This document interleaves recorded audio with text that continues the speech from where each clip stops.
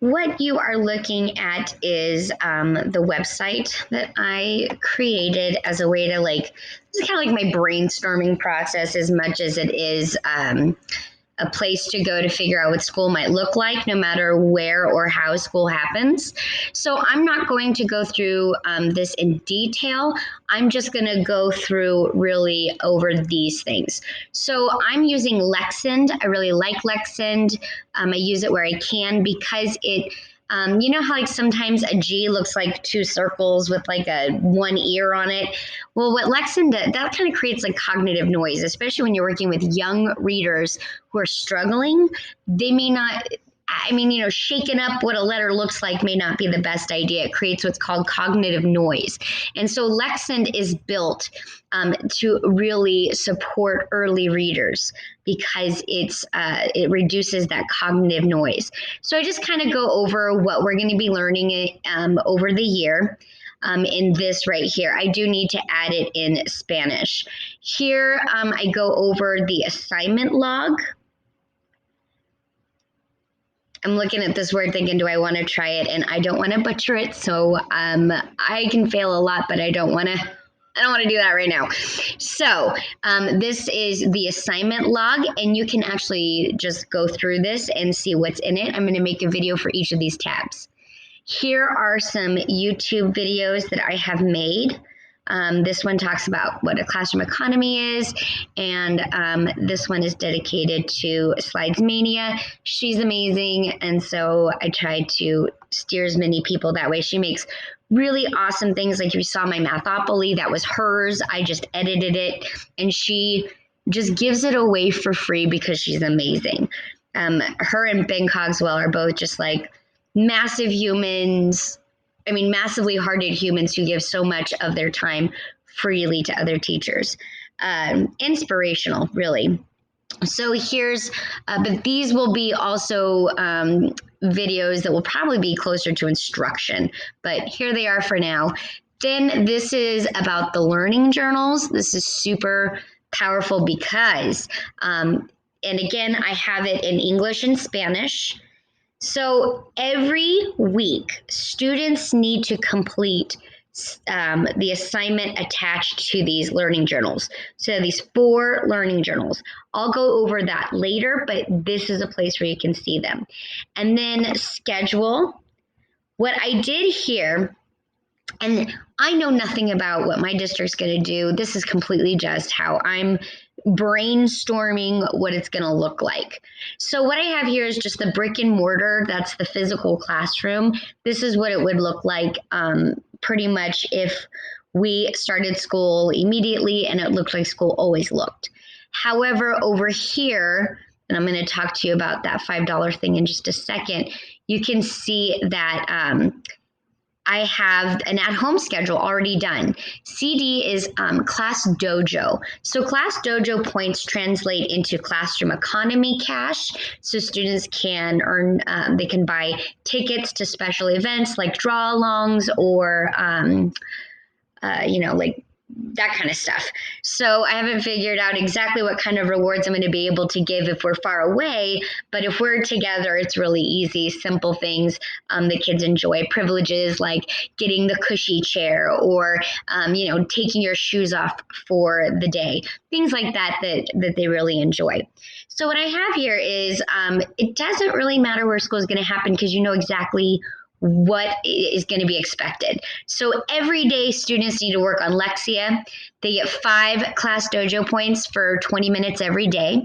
Every day they need to spend 20 minutes on Prodigy. This does not mean you go 20 minutes, 20 minutes, 20 minutes. It's the family can decide how they want to do this. There's also going to be a daily quizzes. That's the math practice, or it could be a grammar practice.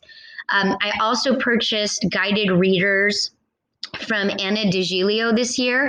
And so these are digital little readers. So they're like the little books that focus on phonics and sight words, but they're all digital. And students will actually be able to record themselves reading, which is amazing. So that's what the fluency test is. You can get up to 5 points in your fluency by reading the story in the guided reader. That's those tiny things. And then you have these learning journals grammar, phonics, vocabulary, math, and writing. Now, it looks really structured, and it is, and it's important that I want to say that there's going to be a lot of flexibility and choice. So students, some families, they just don't want Wi-Fi around. I don't blame them. The internet can be crazy.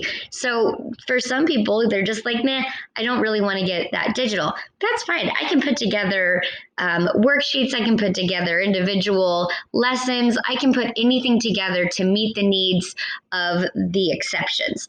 But this is just kind of like as an overall idea of what if you're going to be responsible for teaching your second grader with me next year, like next month, really, the month after. What are you going to expect from me? What am I going to expect from you? How can we make this really work? How can we make it easy? And that's why I've got 20 minutes, and a quizzes. Then you have like there's only, I think, 3 slides in each practice. So you don't have to do a slide. You don't have to do like 5 slides a day. And we'll get into that later. So here is exactly how you are graded. Let me move myself over here. I can't. Why can't I move you? Come on, Jenna, move over there.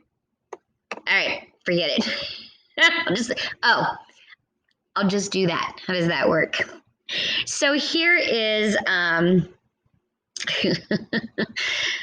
down here is where it says exactly what you're going to get. Okay, so the data tracking sheet, that's what I went over earlier. That's due on Friday, and that's worth 4 points.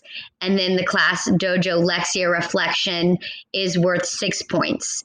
So every week they get 10 points for doing the work, for tracking the work, and for reflecting on how are you doing, which is really powerful for learners. They get 10 points every day for a book. And then the slide journal extra credit, I don't know what that's going to do. So it's like every day get these things done if you can. But every week, this is what's going to be turned in, no matter where we are. It doesn't matter if you're in front of me, if I have 6 in front of me, 10 in front of me, or none in front of me. This is exactly what my classroom is going to look like. And so that is that. And then if you want to know what the template, you could click right here and it'll show you. And I think that's the end of that one. And this one for some reason has, maybe that's what I should do. I guess I made this a subpage. So then here you have it in Spanish. And then newsletters, I don't have anything up, but that is pretty much the, it's just taking forever. But that's pretty much what the classroom website looks like. Remember, it's still under construction, and I have no idea or plans or like what I'm putting out is just to help me make sense of what's going to happen. It's not meant as instruction for what we're doing at my district or me telling other teachers what to do. This is just, me throwing my 2 cents into the wind.